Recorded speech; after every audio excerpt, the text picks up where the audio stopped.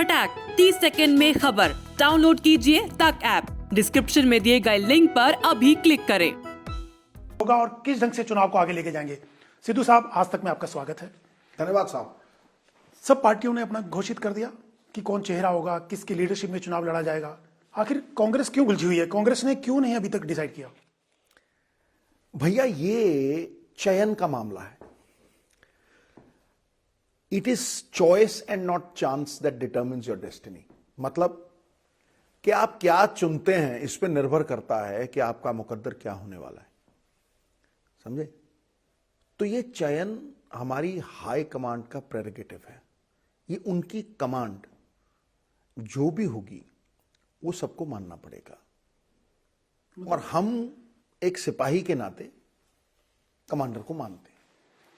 मतलब मुकद्दर आलाकमान तय करेगा, जनता नहीं तय करेगी। मैं कहता हूं कि हम क्या चुनते हैं और पार्टी कलेक्टिव डिसीजन लेती है। भाई, हम क्या चुनते हैं इस पे निर्भर है कि हमारा मुकद्दर क्या होगा। इंसान अपना मुकद्दर खुद बनाता है, बाद में उसे होनी का नाम देता है। तो वो सयाने हैं। सरदार पटेल की पार्टी है, पंडित जवाहरलाल नेहरू की पार्टी है, देश को आजादी देने वाली पार्टी है, देश का गौरव बढ़ाने वाली पार्टी है। महात्मा गांधी की पार्टी है, अरे भाई अंबेडकर साहब की पार्टी है, जिन्होंने संविधान की रचना दी। समझे कि नहीं? तो वो कोई कच्चे नहीं है, नहीं, पर आपने अभी परिपक्व है। परिपक्व समझते हो? मिच्योर है। तो वो जो निर्णय लेंगे मान्यता है उसकी। नहीं, पर आपने अभी कहा कि इंसान अपना मुकद्दर खुद तय करता है। तो बिल्कुल। तो मुकद्दर खुद तय करते तो आलाकमान बीच में कहां से आ गया? और आपने कहा कि बारात तैयार है, दूल्हे का पता नहीं। तो आपको लगता है दूल्हा तो पता नहीं, बारात कहां लेके जाएंगे, किसके घर लेके जाएंगे आप? भैया, मैंने कहा था केजरीवाल के लिए गेट योर फैक्ट्स राइट। पर अपने घर का भी तो देखो।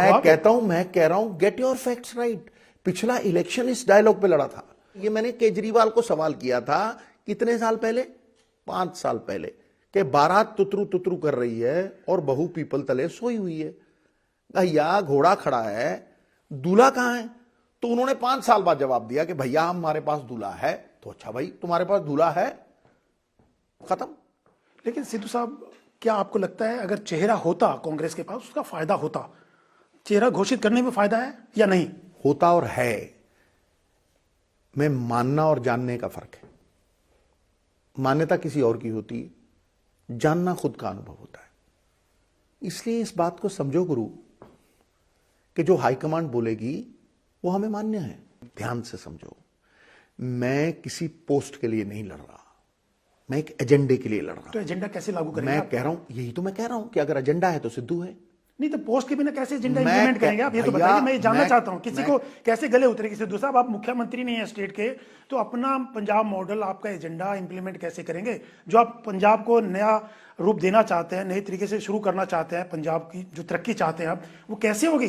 तुम्हें लगता है कि गांधी जी के पास पोस्ट थी कोई? तो आप गांधी जी बनना चाहते हैं? मैंने कहा जरूरी है कि पोस्ट हो किसी चीज को बदलने पोस्ट की जरूरत नहीं है। तो भाई पोस्ट थी उनके पास। तुम जवाब दो ना, कभी कभी तुम भी जवाब दिया करो।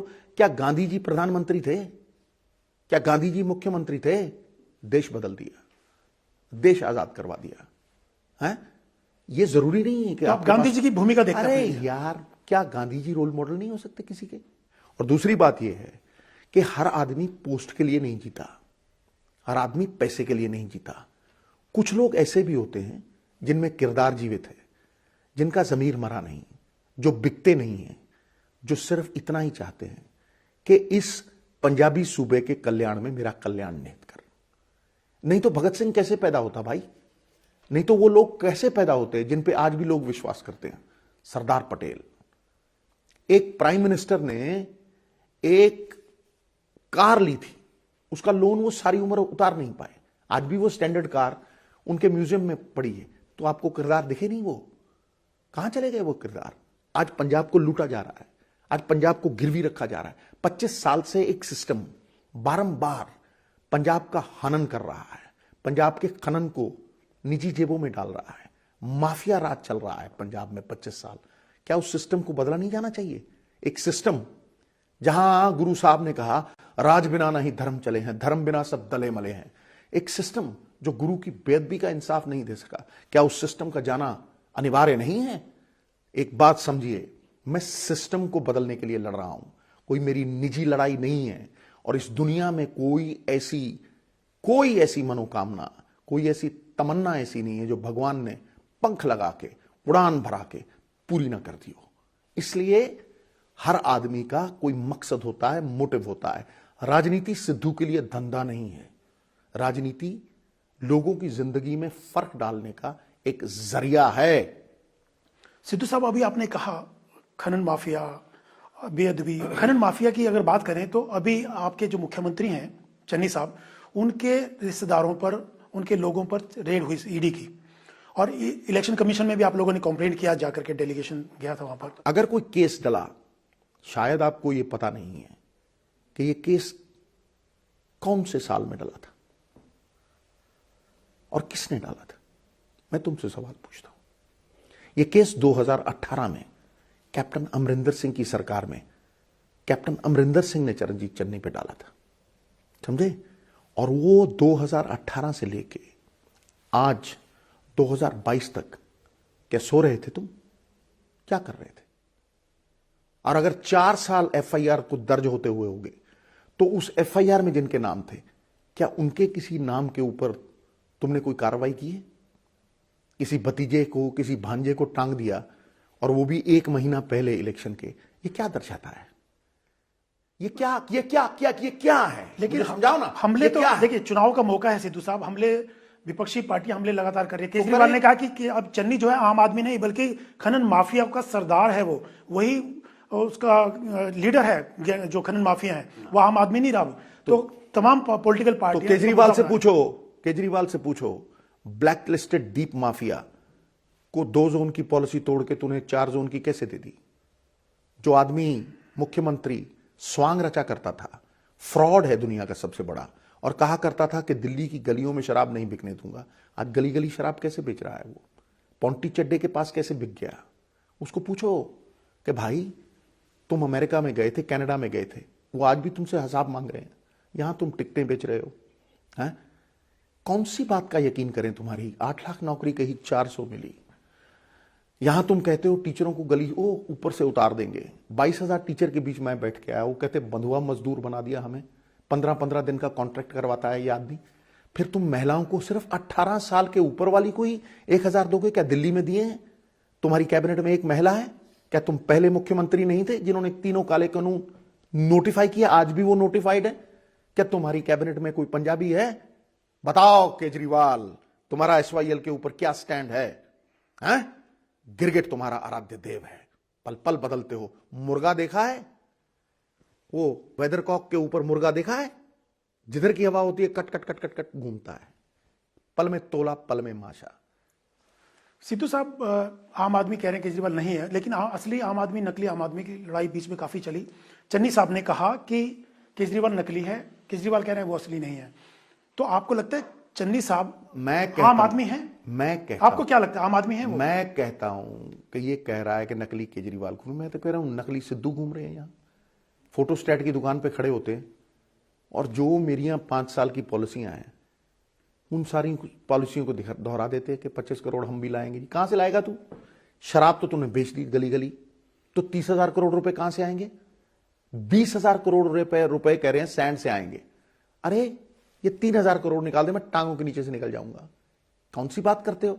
जब सिद्धू इस माफिया के खिलाफ लड़ रहा था 5 साल पहले, जब सिद्धू सैंड माइनिंग के लिए 1,000 रुपए ट्रॉली की बात करता था, जब शराब की माइनिंग के खिलाफ, शराब की जो नाजायज बिक्री है उसके खिलाफ बोलता था, कॉरपोरेशन की बात करता था, तो तुम घुटने लगा के तलवे चाट रहे थे, थूक के चाट रहे थे और मजीठिया से रिटर्न माफी मांग रहे थे।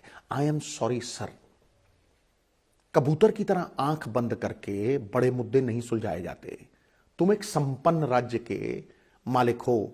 शीला जी ने तुम्हें 2002 में एक सेल्फ रिलायंट राज्य दिया। ये 5 लाख करोड़ के कर्जे में दबा हुआ राज्य है साहब। कैसे निकालोगे? कहां से पैसे लाओगे? कौन सा बरगद लगा है तुम्हारे पास? क्या तुम्हारी नीति है? किस तरह से तुम करोगे? आओ बैठो, आज तक पे बैठो, मेरे साथ बैठो, बहस करो, दुनिया को बताओ, मैं भी बताऊंगा। सिद्धू साहब तो आम आदमी मानते हैं आपको, चन्नी साहब को, आपकी आम आदमी है वो? भैया मेरी एक बात सुनो, मेरे मानने या जानने से क्या होगा? पंजाब के लोग मानते हैं तो खत्म, मानते हैं आम आदमी। मैं कह रहा हूं मेरी एक बात समझो, अगर वो इलेक्शन जीता है, अगर हमने 78 एमएलए बनाए और अगर उसके बाद हम 8 एमपी जीते, अगर हमने सारी काउंसिल जीती, अगर हमने बाई इलेक्शन जीते, तो लोग मानते हैं ना।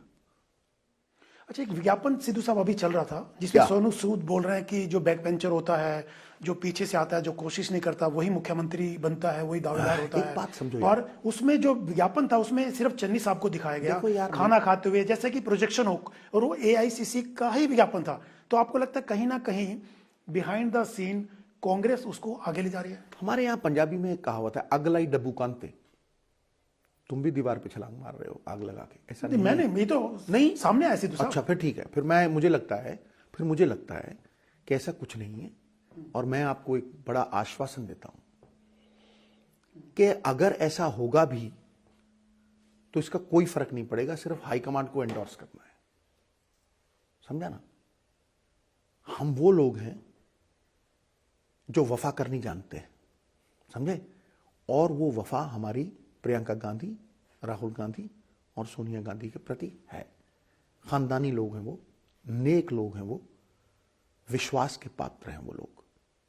उम्र भर ताउम्र नवजोत सिंह सिद्धू की आखिरी श्वास तक कांग्रेस और ये तीनों लोग मेरे लिए आदरणीय हैं, आदर्श हैं। चन्नी और आप जब मुख्यमंत्री बने तो गोल्डन टेम्पल दोनों साथ गए, दोनों हाथ पकड़े हुए दिखाई दिए पहली बार, लेकिन वो एक ही बार हुआ, उसके बाद दोनों साथ दिखाई नहीं दिए हाथ पकड़े हुए एक दूसरे का। प्रेस कॉन्फ्रेंस में दिखाई दिए एक दो जगह आप, लेकिन वो जो नजारा था कि बैठ के चाय पी रहे हैं आप टी स्टॉल पे, तो ऐसी क्या वजह है? क्या दोनों में सब ठीक ठाक है? तो नजारे तुम ही लेते हो क्या? नहीं, सब ठीक ठाक है ना चन्नी और आपके बीच में? तो प्रमाण देने की जरूरत है। सूर्य प्रमाण देता है कि उसमें प्रकाश है गुरु। प्रमाण उसका तेज है, प्रमाण सरकार का वकार है। धन्यवाद नवजोत सिंह सिद्धू जी हमसे बात करने के लिए। ये थे सिद्धू साहब।